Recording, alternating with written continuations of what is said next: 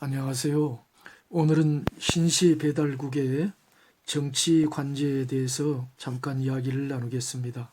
환웅임금의 정치 관제는 삼성유사와 삼성기 등에 의하면 삼정승 5장관 체제였습니다. 배달국 초창기의 임금과 정승 장관을 오늘날의 그것처럼 거창하게 생각해서는 안 될 것입니다.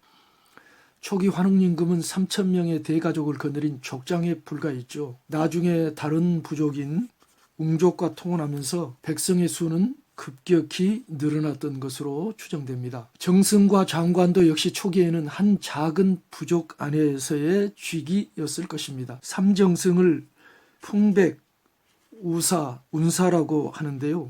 이 세 직위는 언제나 풍백, 우사, 운사 순서로 나열됩니다. 풍백, 바람풍자, 우사, 비우자, 운사, 구름운자.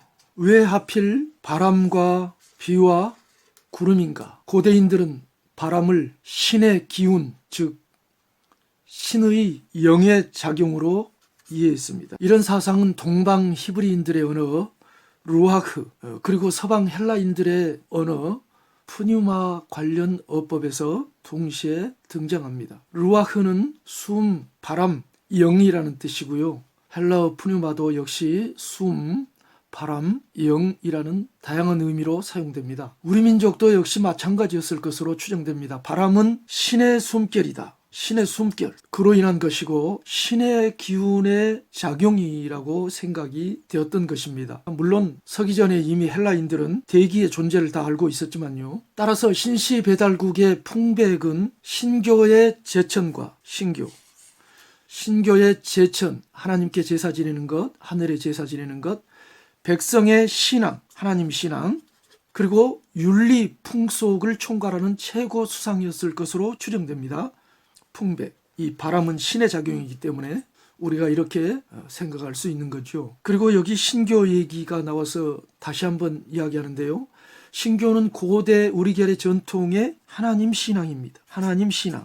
신교가 우리 결의 전통의 하나님 신앙이라는 거, 이거는 굉장히 중요한 용어이기 때문에 여러분들이 망각하지 말았으면 좋겠습니다. 우리나라 개신교에서 사용하는 하나님이라는 용어, 이 신칭어는 하늘이라고도 읽고 하날이라고도 읽는데요. 이거 플러스 님에서 온 단어입니다. 하날님이 하나님으로 변하고 하늘님이 하느님으로 변한 거죠. 둘 다 물론 같은 뜻입니다. 그래서 가톨릭에서는 하느님이라는 표현을 사용하죠. 공식적으로.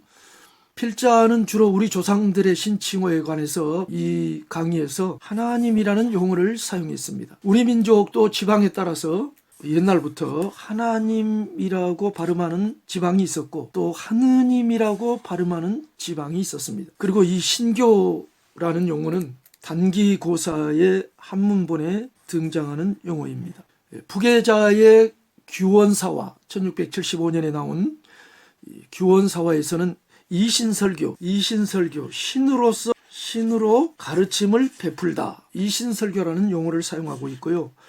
이 종이 1731년부터 1797년까지 산 조선시대 인물인데 그 사람의 수산집에서도 역시 이 이신설교라는 용어를 사용하고 있고요. 그 다음에 삼성밀기라는 책에서는 이 삼신설교, 여기다 삼자를 더 넣어서요. 우리 고래 하나님이 삼시인일체 하나님이라고 그랬죠. 삼자를 넣어서 이 삼신설교라는 표현을 사용합니다.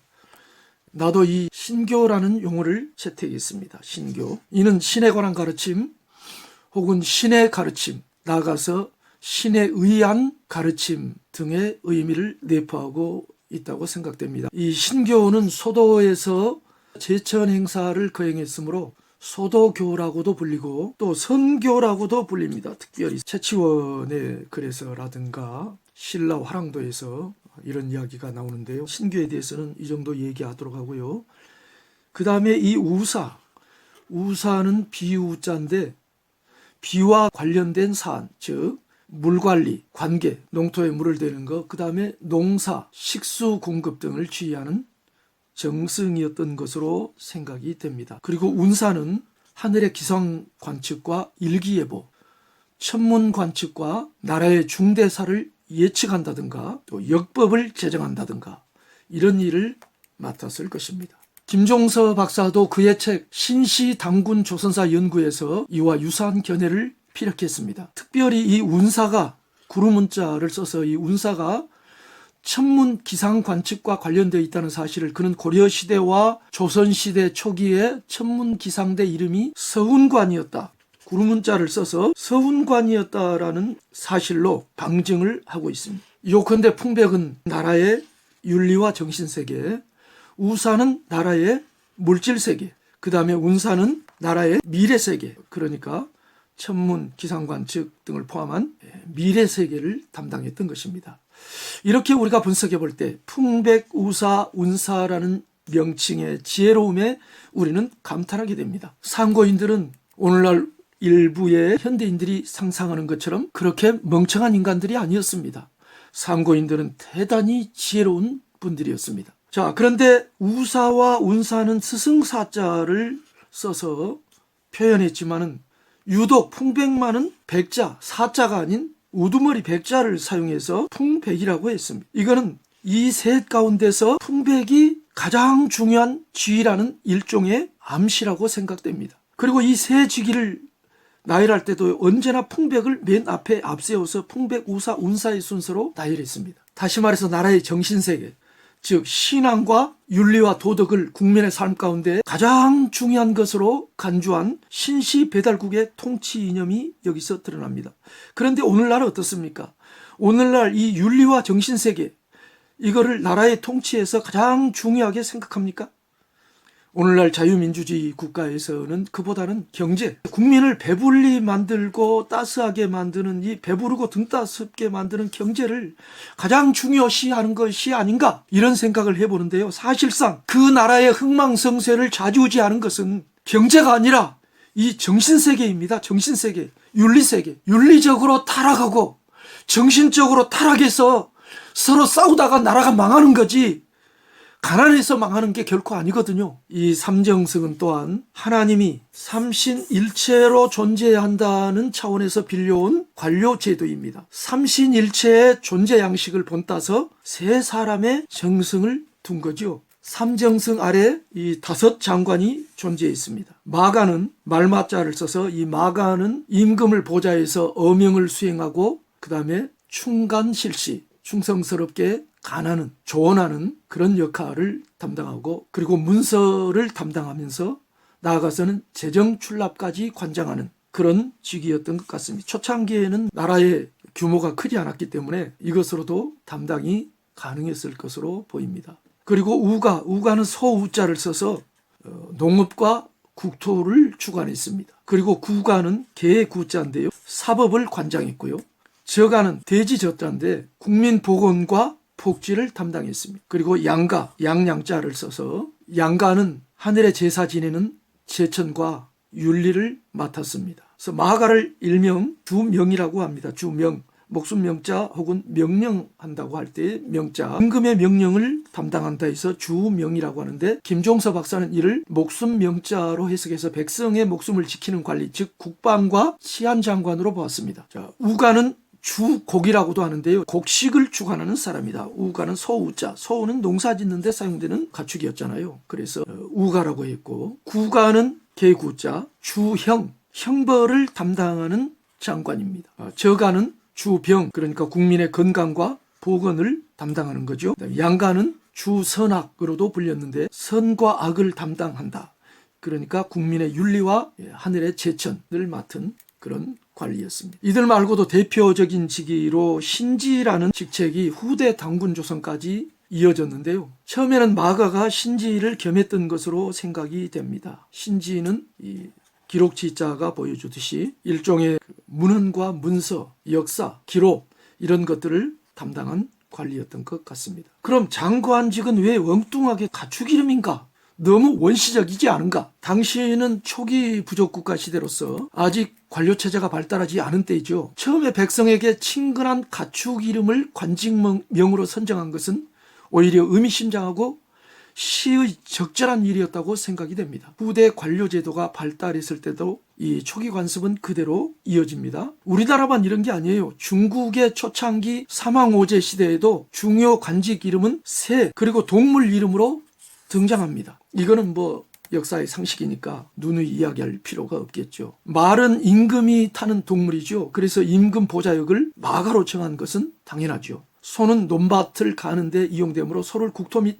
농업과 연결한 것은 지혜로운 처사였고요. 개는 집을 지키고 사나운 동물을 잡는 사냥에 이용되기 때문에 사법과 형벌 담당관을 구가라 한 것은 적당했습니다. 돼지는 잘 먹고 살찌죠. 그래서 국민의 건강과 복지를 돼지와 연결한 것입니다. 양은 제사를 지내는 데 사용되고 순한 성질을 가졌을 뿐만 아니라 어리석은 면도 있습니다. 그러므로 양을 제천, 윤리, 선악과 연결한 것은 아주 지혜로운 명칭이라고 생각이 됩니다.